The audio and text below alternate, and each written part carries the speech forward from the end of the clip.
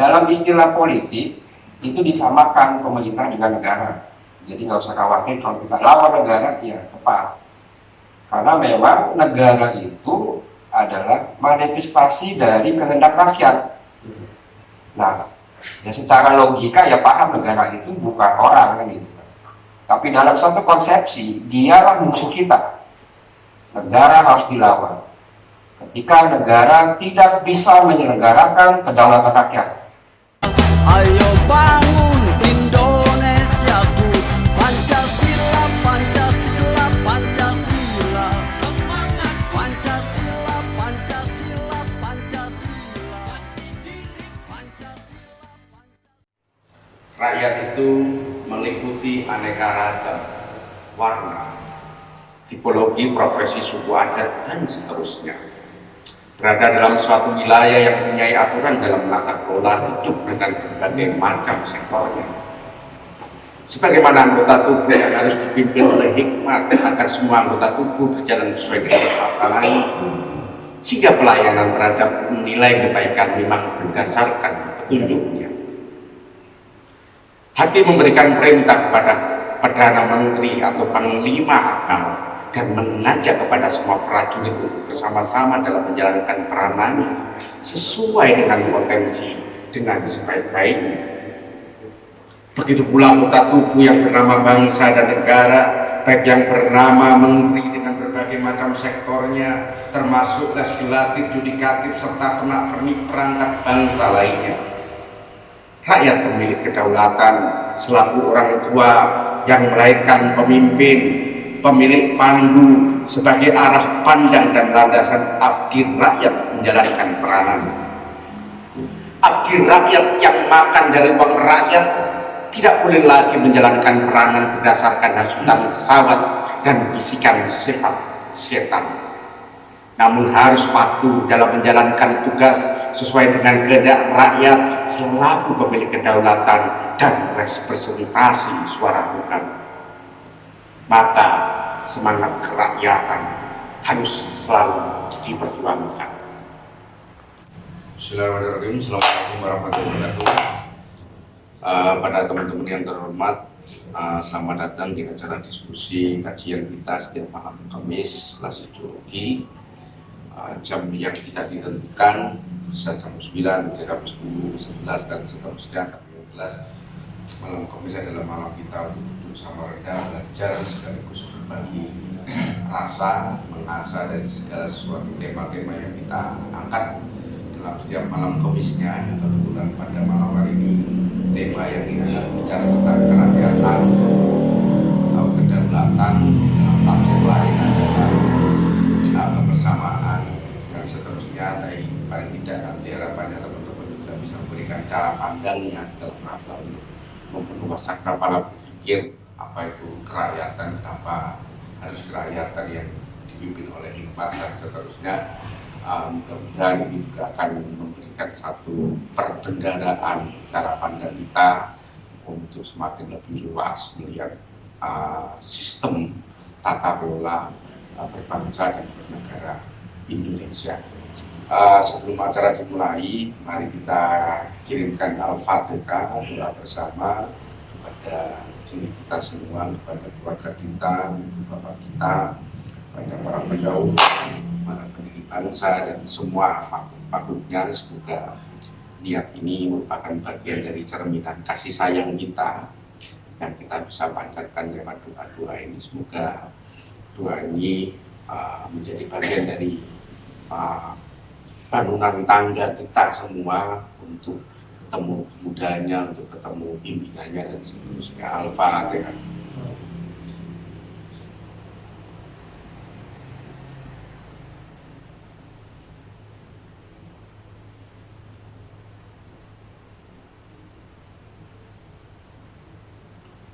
Baik, terima kasih.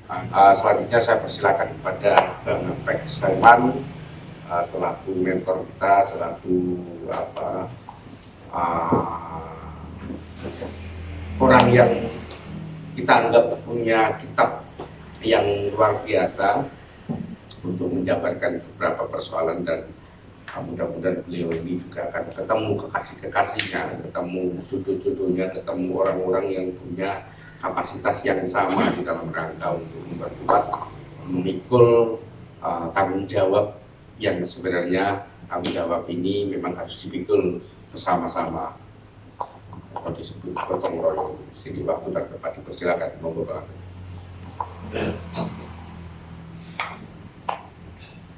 Terima kasih Pak Roy. Assalamualaikum warahmatullahi wabarakatuh. Alhamdulillah kita bisa kumpul dan concern setiap minggunya untuk melakukan pencerahan dan perluasan gerakan yang kita lakukan dalam rangka membangun satu harapan baru yang kita ingin masuk di dalamnya, berbuat dalam satu cita-cita, dan cita-cita itu adalah bisa mengangkat derajat kehidupan, dan basis dari seluruhnya pasti adalah rakyat, karena memang ujung ceritanya objek atau subjeknya itu pasti pada rakyat, karena rakyat adalah kata lain dari bahasa-bahasa yang berbeda seperti umat atau orang atau manusia dan lain sebagainya. Dalam rasanya peradaban sekarang, maka seantoro dunia memahami tentang konsep rakyat. Konsep rakyat itu beberapa pandangan terbagi dari 3 sisi. Rakyat sebagai institusi negara, rakyat sebagai populasi atau penduduk, rakyat sebagai diri atau hak asasi manusia. Nah, kemudian rakyat menjadi satu konsep sistem pemerintahan, yaitu demokrasi. Jadi bicara rakyat akhirnya bicara demokrasi. Jadi bicara kerakyatan, dasarnya adalah rakyat. Kerakyatan itu sendiri terkait dengan rakyat. Kalau ingin membangun kerakyatan, itu berarti kan membangun diri atau berkaitan dengan hak-hak rakyat. Nah, kerakyatan juga dalam tinjauan lain bisa disebut sosial atau sosialisme. Jadi kebersamaan, persaudaraan itu kan kerakyatan. Kerakyatan dalam individu dan kerakyatan dalam kebersamaan, basisnya adalah rakyat.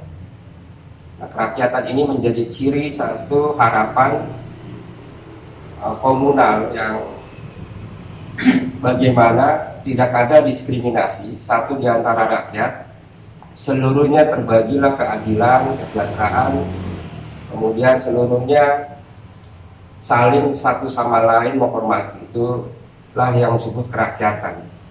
Jadi rakyat antar rakyat melakukan sama-sama kehormatan karena pada asas yang sama, akhirnya terukunkan oleh kerakyatan.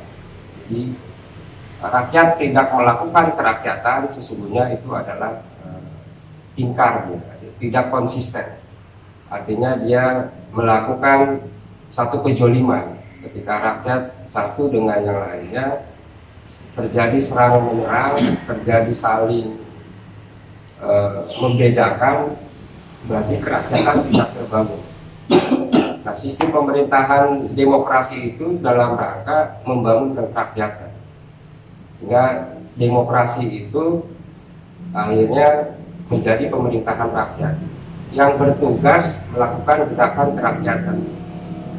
Nah, kerakyatan inilah yang menjadi satu isu yang diperjuangkan, karena ada nilai-nilai hak asasi dan kebersamaan yang harus dilindungi satu sama lain. Rakyat itu bisa juga dimaknai adalah jiwa, sehingga betapa pentingnya rakyat itu, karena hitungan secara hakikatnya adalah jiwa. Jadi bicara rakyat dalam spesifikasi adalah jiwa. Jadi esensi dalam setiap diri, dalam basis utamanya kan ada pada jiwa. Sehingga jiwa inilah yang harus dibangun sehingga muncullah kerakyatannya. Bila rakyat tidak kembali kepada jiwanya, maka akan sulit mencapai kerakyatan. Nah, jiwa itu terbangun dan tersusun secara kesucian. Sehingga amanah yang harus diselenggarakan adalah bagaimana menyelenggarakan kehidupan rakyat atau kerakyatan, karena memang menjaga jiwa-jiwa yang suci, amanah-amanah yang suci. Nah, pada posisi corak peradaban maka asasinya sama. Seperti dalam tinjauan agama, Rasul itu melayani umatnya. Kemuliaan seorang pemimpin itu terletak kepada pelayanan terhadap masyarakatnya, atau pada jiwa-jiwanya, pada rakyat. Karena memang rakyat itu adalah satu entitas dari yang namanya martabat kehormatan. Nah, kalau ada satu pemerintahan yang tidak melayani dan melindungi rakyat, berarti dia kezoliman. Jadi dalam perspektif sini sama, pemerintahan apapun, mau berbentuk kerajaan atau republik atau berbentuk agama, dalam kitohnya, dalam kesuciannya itu tidak dibenarkan rakyat melayani raja. Tapi bagaimana raja melayani rakyat? Karena ada asas kerakyatan itu, ada kesucian itu. Nah, inilah yang kemudian menjadi pertaruhan sampai sekarang. Kita butuh yang namanya pemerintahan yang mampu melayani, menyelenggarakan kerakyatan. Karena kerakyatan itu isinya adalah keadilan, kesosialan, ya seperti Pancasila lah, isinya itulah satu dimensi tentang ukuran terjemahan dari kerakyatan. Ya, nilai-nilai luhur yang bisa dibangun dan diselenggarakan. Nah, posisi ini menjadi prihatin karena nilai-nilai kerakyatan tergerus oleh satu era liberal, era global, yang akhirnya aspek kerakyatan menjadi hilang, hingga yang muncul adalah aspek individualistik. Jadi tidak ada lagi kerakyatan dalam natur. Yang menjadi masalah sekarang adalah individualistik yang bersifat natur, karena terbangunnya satu rekayasa sehingga melahirkan satu kehidupan yang antagonis. Nah, posisi itulah yang harus kita ambil peran, meneruskan perjuangan demokrasi. Perjuangan demokrasi itu adalah perjuangan mengangkat martabat rakyat, perjuangan gerakan kerakyatan. Jadi gerakan kerakyatan itu harus terus dilakukan, mengingat itu adalah amanah. Tidak akan diterima apapun dari hidup dan mati ibadah kita kalau tidak ada kerakyatan yang ada di situ. Atau dalam bahasa Islam, percuma segala yang kamu lakukan kalau tidak peduli antar sesama. Ini kerakyatan itu. Nah, inilah yang mungkin bisa dijadikan pengantar untuk kita diskusikan dan kita mengambil peran untuk mengkampanyekan dan merealitakan kerakyatan itu hidup. Setidaknya dia menjadi contoh antara luasnya kehidupan, ada satu kesaksian tentang kehidupan atau gerakan kerakyatan itu. Ini saja mungkin dari saya. Terima kasih. Assalamualaikum warahmatullahi wabarakatuh. Assalamualaikum warahmatullahi wabarakatuh. Bismillahirrahmanirrahim. Alhamdulillahirabbil alamin. Wa bihi nasta'inu ala umuri waddin. Wassalatu wassalamu ala asyrafil anbiya'i wal mursalin wa ba'd. Qala Allah ta'ala fi kitabihi karim.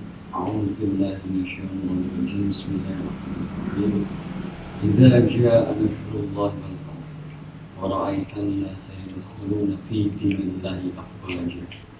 Fasabbih bihamdi rabbika wastaghfir innahu kana tawwaba.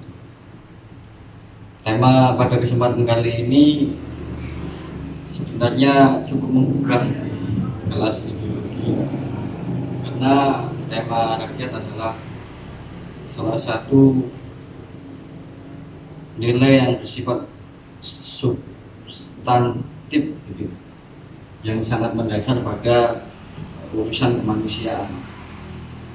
Terlepas dari itu, memang juga saya meragukan apakah malam ini teman-teman mampu membahas rakyat itu sendiri, karena terlepas daripada itu memang bangsa Indonesia saya rasa memang belum cukup bisa untuk betul-betul memahami makosyid daripada kerakyatan. Jadi ada sebuah kisah orang-orang sufi. Dulu ada seorang waliullah yang bernama Ibrahim bin Adham. Ketika sedang masyhur menjadi wali, dia ketika itu juga menjabat sebagai seorang raja. Suatu ketika ada wali yang lain menyuruh muridnya untuk berangkat menemui Ibrahim bin Adham, tanpa diberitahu bahwa Ibrahim bin Adham itu adalah seorang raja. Berangkatlah sang murid ini mencari orang yang bernama Ibrahim bin Adham di ibu kota. Lalu sampai di ibu kota barulah dia tahu bahwa Ibrahim bin Adham adalah seorang raja. Pergilah dia ke istana, bertemu penjaga, menyampaikan bahwa dia adalah utusan dari seorang ulama yang juga seorang wali, sahabat daripada Ibrahim bin Adham. Sesampainya di dalam istana, Ibrahim bin Adham duduk di singgasana. Dalam hati sang murid itu mengatakan, "Mosok wali kok raja, pakaiannya sutra, bagus, dilayar, makannya enak-enak, masa wali." Nah ini selanjutnya Ibrahim bin Adham mengajak si murid ini untuk jalan-jalan keluar dari istana dengan berganti pakaian dengan pakaian biasa. Lalu sampailah pada gurun pasir. Di tengah gurun pasir, sang murid tadi terlihat cemas. Lalu Ibrahim bin Adham menanyakan pada si murid tadi, "Kenapa kamu cemas?" "Aku memikirkan ayam yang aku lupa sebelum berangkat belum aku kurung."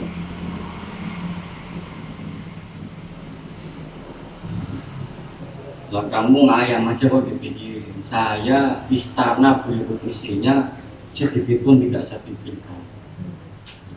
Sementara ini contoh-contoh seperti ini memang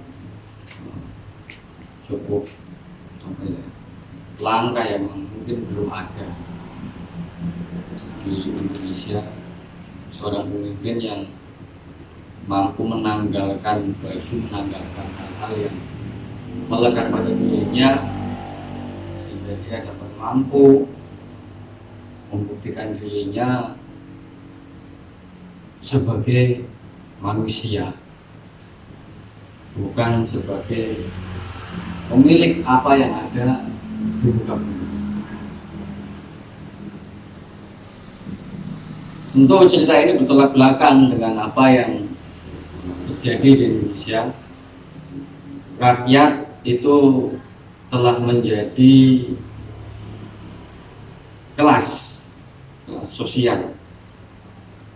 Ada yang disebut penguasa, pemimpin, rakyat berarti kelasnya bawah. Kalau pemimpin berarti kelasnya atas. Ini akan dicatat oleh sejarah bahwa pemahaman seperti itu adalah sebuah kebodohan. Ketika masyarakat Indonesia mengakui adanya kelas sosial, rakyat itu adalah di bawah, pemimpin itu di atas, dalam arti adanya perbedaan kewajiban dalam menjalankan nilai-nilai kemanusiaan, kewajiban dalam menjalankan keadilan, kewajiban dalam pelaksanaan kejujuran. Contoh,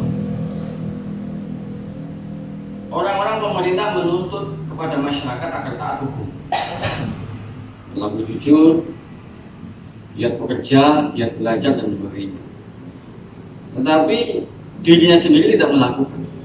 Pun sebaliknya, masyarakat meminta kepada pemimpin-pemimpin yang disebutnya pemimpin tadi untuk berlaku jujur, berlaku adil, tetapi masyarakat saja tidak jujur, tidak adil dalam beberapa aspek kegiatan sosial. Ini akan dicatat oleh sejarah. Sebagaimana mungkin permisalan, kalau kita sebut itu kelas sosial, alangkah baiknya jika rakyat itu diumpamakan hewan yang ada di kota, dia adalah burung merpati, ataupun penghuni kebun binatang, macan kek, gajah kek. Tetapi yang menjadi pemimpin adalah tikus got, yang nanti suatu hari akan dilindas oleh roda zaman, terkapar di tengah jalan menjadi bangkai yang tidak berguna. Akan dicatat oleh sejarah bahwa mereka yang menyatakan diri sebagai pemimpin adalah sesuatu yang betul-betul memang nyata-nyata hina, bukan sesuatu yang layak mendapatkan kehormatan ataupun layak mendapatkan penghargaan. Di sini kalau mau melaksanakan kelas sosial antara rakyat dengan pemerintah, namun apa laju kita lebih meyakini bahwa rakyat ada di bawah, pemimpin ada di atas. Di sisi yang lain, pada tahapan-tahapan keberlangsungan sejarah, ya, mungkin karena faktor pendidikan, yang paling realistis adalah karena faktor pendidikan. Pendidikan di sekolah mengajarkan kepada kita bahwa kita mesti taat kepada pemimpin, kita mesti patuh kepada pemimpin, kita mesti begini dan begitu. Yang selanjutnya malah menuju pada motif. Kerakyatan itu menjadi motif, rakyat menjadi motif, bukan sebagai sesuatu yang memang mempunyai kedaulatan, mempunyai kedaulatan, kekuatan, power dalam menentukan nasib peradaban manusia dalam satu kelompok. Ya, mungkin ya, itu saja. Ataupun sebagai tambahan, saya mengundang kepada seluruh pemuda Indonesia untuk bangkit dan berdiri sebagai rakyat.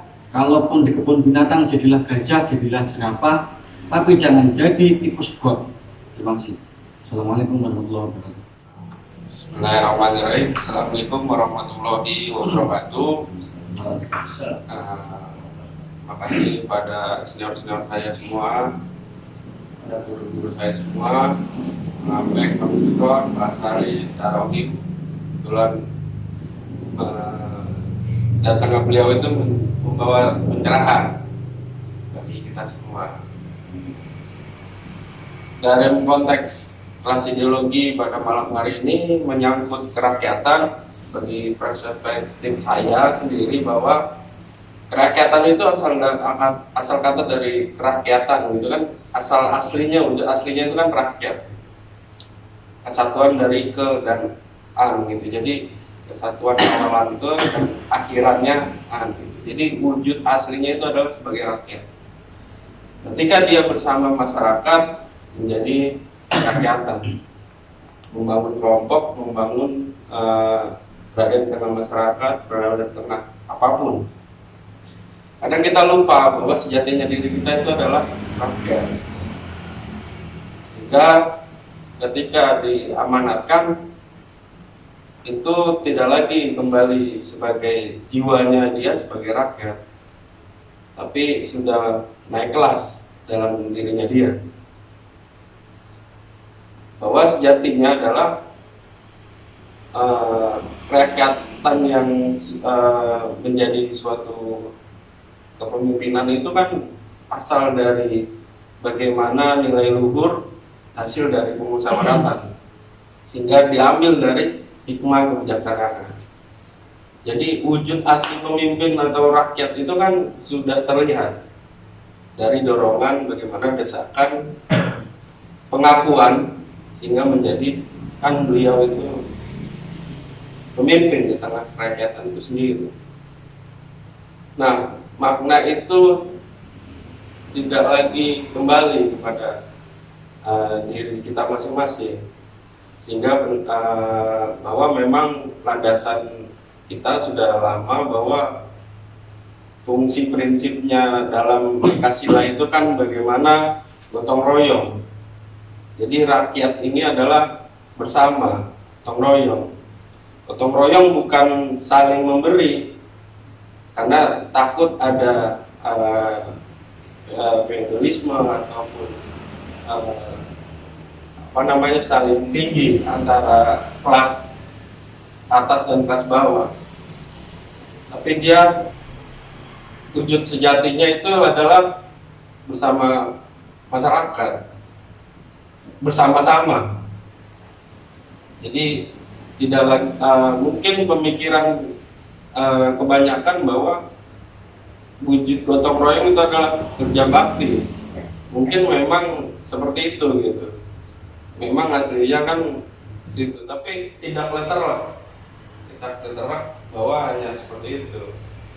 Bersama-sama itu adalah wujud gotong royong. Nah, saya sependapat sama Pak Yusron bahwa tidak semestinya, tidak semuanya yang ini pemerintah itu adalah tidak mendukung kinerja pemerintah gitu.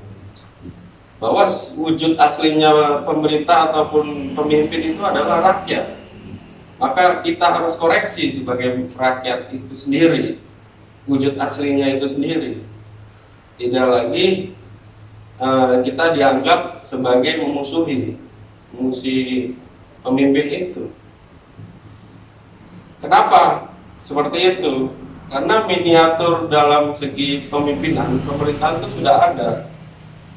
Mereka harus menjawab isu-isu yang ada di masyarakat, sehingga tidak menjadi stigma di masyarakat. Tidak tahu, kita tidak butuh namanya buzzer, karena beliau bukan kapasitasnya memberikan informasi, tapi kita butuh humas-humasnya mereka memberikan informasi. Dalam segi ini ada kementerian, ada badan-badan gitu. Maka ketika ada kebijakan dari pemerintah terkait perpres kurikulum, ya kita sebagai rakyat mengembalikan lagi pemimpin itu bagaimana jiwa rakyatnya dia.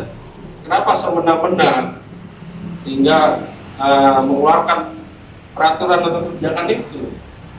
Apa sudah diukur atau sudah dibicarakan bersama rakyat itu sendiri? Itu adalah menjadi koreksi gitu. Kita itu adalah koreksi bagaimana pemimpin kita. Cuman dalam prakteknya adalah rakyat-rakyat yang bersama, yang didukung ataupun dinaikkan menjadi pemimpin, itu menjadi bagian dari pemerintah. Jadi relawan-relawan itu jadi bagian pemerintah, sehingga ada kooptasi sendiri gitu. Harusnya ketika sudah menjadi pemimpin, ya udah menjadi milik bersama, tidak lagi milik rakyat-rakyat tertentu. Itu udah menjadi milik bersama. Karena memenangkan saya kasih komisaris, yang memenangkan saya kasih menteri, dubes dan sebagainya. Sehingga kita kuat-kuatan nih dalam mengepung media, milik pemerintah, pemilik masyarakat. Makanya saya selalu betul dalam menggunakan Komju, kita melawan nih apa yang menjadi stigma di masyarakat, yang menjadi budelan di masyarakat. Walaupun kita bertarungnya itu sama orang-orang buzzer, bukan orang yang berkepentingan itu sendiri gitu. Kalau berkepentingan itu sendiri kita puas, tapi yang kita lawan ini adalah yang militan sama pemerintah gitu, dianggap itu. Jadi balikanlah fungsi kerakyatan itu sendiri, fungsi pemimpin yang dilahirkan dari rakyat.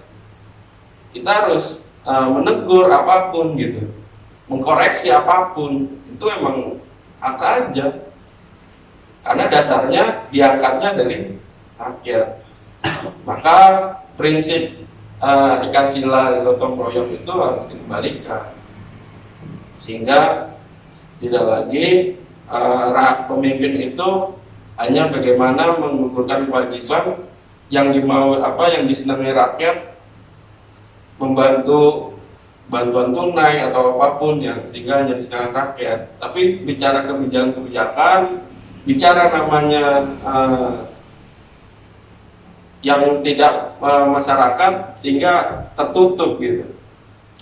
Bagi saya adalah kerakyatan ini harus kembali bagaimana wujud asli sebagai rakyat, sehingga kita semua adalah bagian dari rakyat itu sendiri. Terima kasih. Mohon maaf sebelumnya. Mohon maaf bila komentori. Assalamualaikum warahmatullahi wabarakatuh. Ini ada persoalan pertarungan sengketa bergesernya nilai. Sebenarnya kan kedudukan rakyat itu sangat tinggi. Artinya di dalam negara Republik Indonesia saja dia tercatat sebagai pemegang negara, kedaulatan rakyat. Jadi memahami rakyat rendah, saya kira itu terpengaruh dengan tetangga di sebelah. Apa itu oleh Eropa, oleh Arab, oleh Cina, oleh tetangga kita sendiri asli orang kaya, yang akhirnya kita mereduksi rakyat itu sendiri sampai mengiyahkan yang sebenarnya tidak. Posisi rakyat itu mulia di hadapan muka bumi dan di hadapan langit. Suara rakyat adalah suara Tuhan. Kedaulatan tertinggi adalah di tangan rakyat.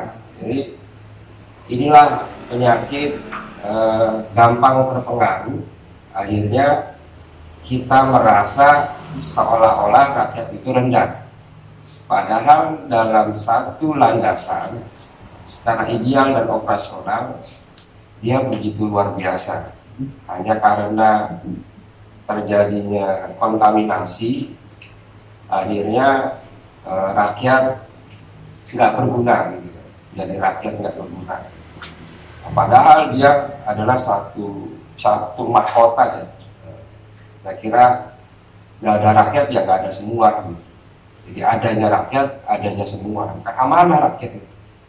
Dia adalah amanah yang harus ditanggungjawabkan. Maka contoh yang sangat ideal dalam internal kaum muslim itu kan sudah dibuktikan oleh pemimpinnya, yaitu Nabi Muhammad. Bagaimana dia memuliakan umatnya, karena dia paham tugas dia adalah amanah, menjaga kemuliaan martabat orang, dia rakyat. Nah, disinilah yang harus diingat. Dalam istilah politik itu disamakan pemerintah dengan negara. Jadi nggak usah khawatir kalau kita lawan negara, ya tepat.